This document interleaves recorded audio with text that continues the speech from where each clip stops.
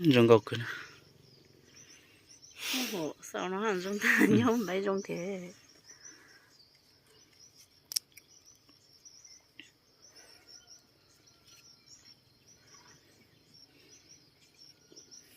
Rong nó cho lão. Ô, càng phôn.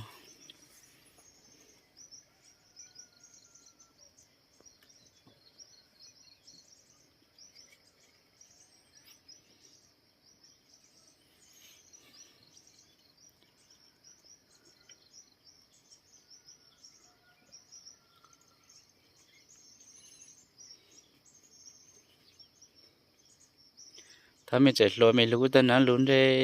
ตอนนี้ตุ๊ดสุดเป็ดใจอะไรสักอย่าง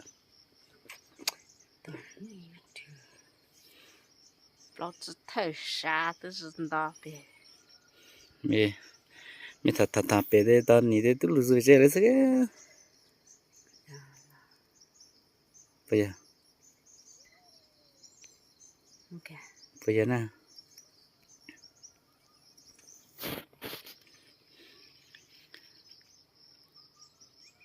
那nhà都喊东都来打哈子嘞，对冰啥子嘞？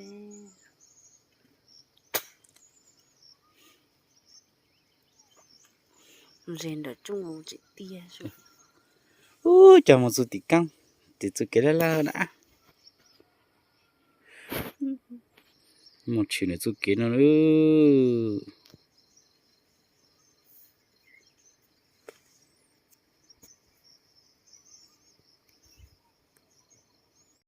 ô tôi tao nói chứ tôi sợ gì là để tê u vòng sắc cùng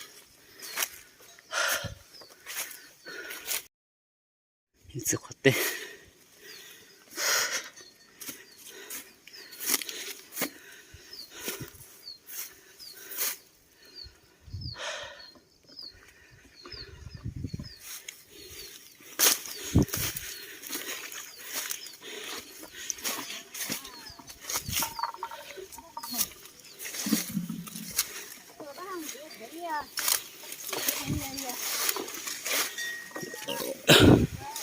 ta ơi ơi tức là ổn đau này tôi khoai miếng quả xin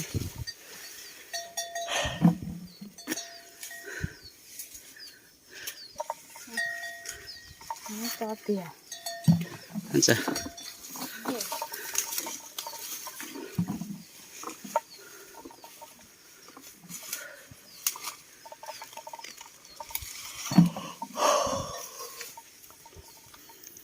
tôi cháu tôi cho lụ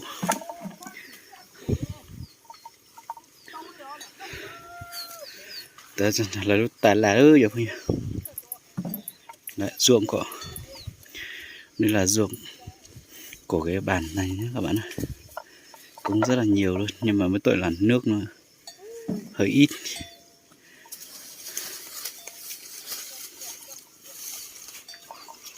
đấy ngô trên này là của họ rồi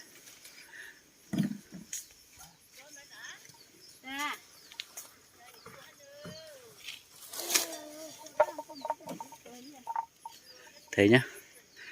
đi giúp bố mẹ bẻ ngô nhá